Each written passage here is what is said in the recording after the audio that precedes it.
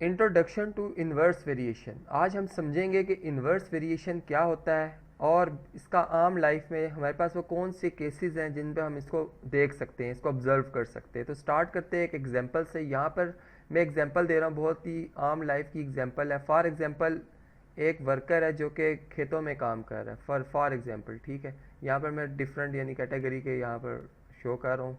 Plants जो के हैं वो उगे हुए हैं और उनका ये काम है कि उन्होंने यहाँ से इनको क्या करना है जी, काटना है और एक जगह पे बंडल बनाना है, ठीक है। ये उस बंदे का, वर्कर का काम है, ठीक है। फॉर एग्जांपल ये वो प्लांट्स हैं। अब वर्कर जो है, फॉर एग्जांपल हम कहते हैं एक ही वर्कर है, ठीक है।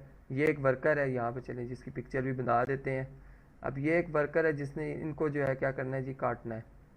अब इसके लिए ये काम बहुत ज़्यादा है। फॉर एग्जांपल जो है ये वर्क करता है, ये यानी सारे घास को काटता है, इसको लग जाते हैं पूरा एक दिन लग जाता है, ठीक है। वन डे में ये सारा काम फिनिश करता है, ठीक है। अगर मैं यहाँ पर इस वर्कर की जगह एक और वर्कर हायर कर लेते हैं, यानी एक और वर्कर आ जाता है हमारे पास, फॉर एग्जांपल इस तरह से, ठीक है।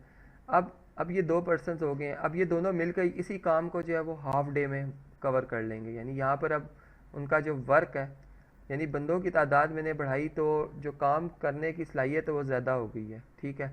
और इससे क्या हुआ कि वर्क जो है वो लोड कम हो गया। तो इस तरह से इनका जो टाइम ड्यूरेशन लगेगा इस काम को फिनिश करने के लिए वो हाफ डे लगेगा। इसी तरह अगर मैं दो पर्सन और हायर कर लेता हूँ, यानी चार बंदे हो जाते हैं अब, ठीक है। इस तरह चलें जी, दो पर्सन और बना लेते हैं हम।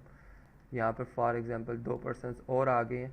तो अब यही वर्क जो है वो कितने दिनों में, यानी कितने टाइम में हो जाएगा, अब ये क्वार्टर डे में हो जाएगा, यानी दिन के चौथाई हिस्से में ये काम जो है वो फिनिश हो जाएगा। तो यहाँ से हमने ये बात देखी कि बंदों की तादाद बढ़ाने से जो वर्क होता है वो क्या हो जाता है जी, रिड्यूस हो जाता है। तो ये वर्क में और मैं इस तरह से कहूँ कि वर्कर्स में अगर हम देखें तो इन दोनों में आपस में, यानी आपस में डायरेक्ट रिलेशन है। लेकिन अगर वर्कर्स का अगर हम टाइम के हिसाब से देखें, यानी अगर मैं यहाँ पे चलिए जी वर्कर्स की तादाद को रिप्रेजेंट कर रहा हूँ और एक साइड पे टाइम को रिप्रेजेंट कर रहा हूँ, तो ये आपस में इन्वर्स वेरिएशन है, ठीक है। यानी इनमें आपस में जो है वो इस तरह का ताल्लुक है कि टाइम जितना आप क्या करते हैं जी, वर्कर बढ़ाते जाएंगे टाइम उतना कम लगता जाएगा, और जितना वर्कर्स कम करते जाएंगे उतना टाइम ज़्यादा लगता जाएगा। तो ये बेसिकली जो इन्वर्स वेरिएशन की ये प्रॉपर्टी है। अब इसको एक और एंगल से, एक और यानी डेली लाइफ से हम समझ सकते हैं, इस तरह से हम बात कर सकते हैं।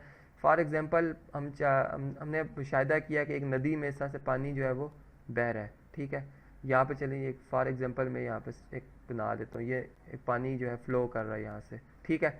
अब इसमें इसके रास्ते में अगर जितनी आप रुकावटें प्रोड्यूस करते जाएंगे, जितनी रुकावटें ज़्यादा आती जाएंगी, उतना पानी के बहाव में क्या होता जाएगा, कमी होती जाएगी। यानी यहाँ पर एक हर्डल आ जाता है, यहाँ पे आ जाता है, यहाँ पे आ जाता है। तो अब इससे क्या होगा, जो फ्लो ऑफ वाटर है वो क्या होता जाएगा, उसकी स्पीड कम होती जाएगी, ठीक है। तो ये एक और एग्जांपल थी जो कि आपको मैं बताना चाह रहा था। और यहाँ से हमने देखा कि इस फॉर एग्जांपल ये स्टोन्स वगैरह, पत्थर हैं या कोई मिट्टी के ढेर हैं जो इधर पड़े हुए हैं, जिसकी वजह से पानी में रुकावट पैदा हो रही है। तो ये बेसिकली इनमें भी आपस में क्या जी, इन्वर्स वेरिएशन है। इस तरह से और भी एग्जांपल्स प्रैक्टिकल लाइफ में मौजूद है जिनमें हम ये देख सकते हैं कि इन्वर्स वेरिएशन क्या होती है।